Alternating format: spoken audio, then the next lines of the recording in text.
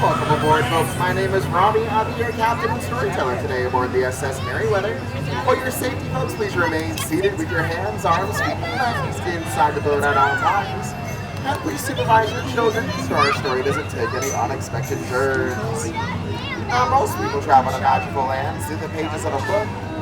But for those that travel there in person, whether it be down a rabbit hole or with the help of some big steps, they often find their way in to be quite enchanting, or even menacing. But don't worry, folks. Even though it looks like they're being swallowed up by a monster whale, he's actually transporting us to a magical place called Storybook Land.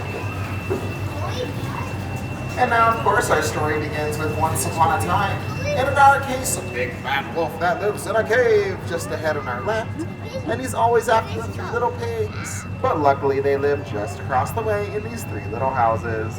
One made out of straw, one made out of sticks, and one made out of guaranteed wolf-proof bricks. But now our story takes a strange turn because just around this corner on our left is a quaint little English village that's home to ours, where one golden afternoon she chased a white rabbit down a rabbit hole and went down, down, down into Wonderland.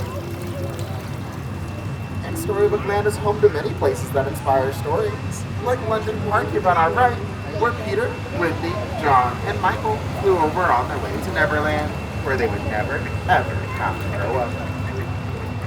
Or places like Agrabah, city of history and enchantment, where a street rat named Aladdin bumped into a princess named Jasmine in the marketplace.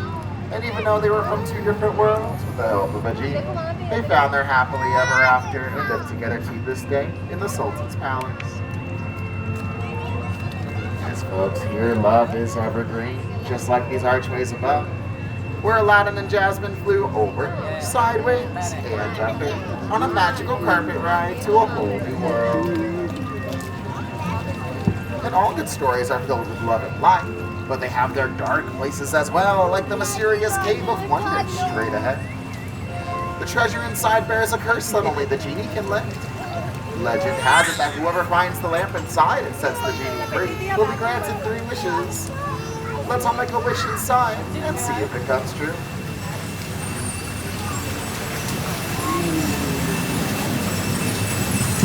Well, Snow White wished for shelter as she fled from the evil queen and found herself in the middle of a strange forest where she bumped into this quaint little cottage here on our right, home to the 7 Dwarfs, who offer her that shelter in exchange for her kindness.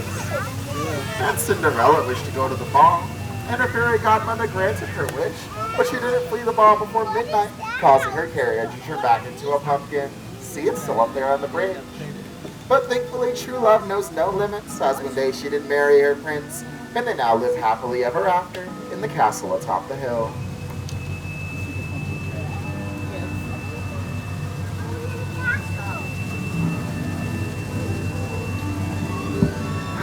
Dreams really do come true. Some dream of happily ever after.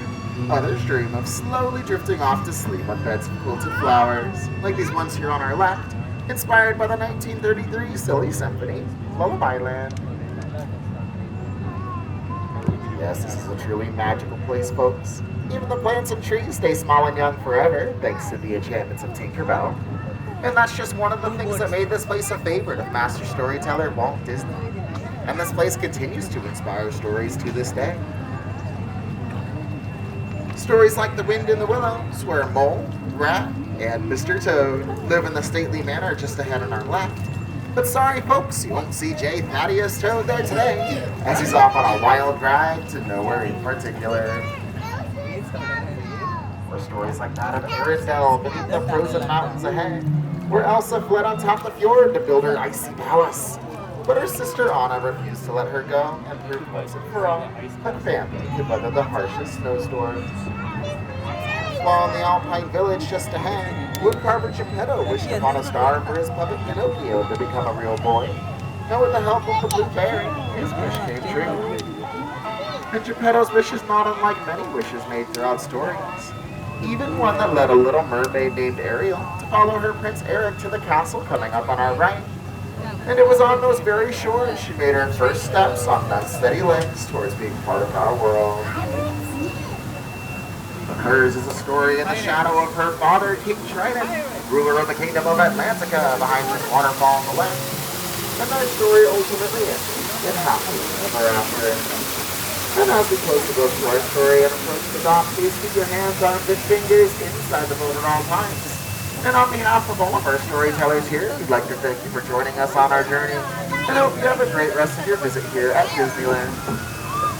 And once we come to a complete stop here, folks, please remain seated, and on my count of 3, we'll all stand up in the center together for balance, so no one goes under the sea with Sebastian. Alrighty, folks, please remain seated. My friends.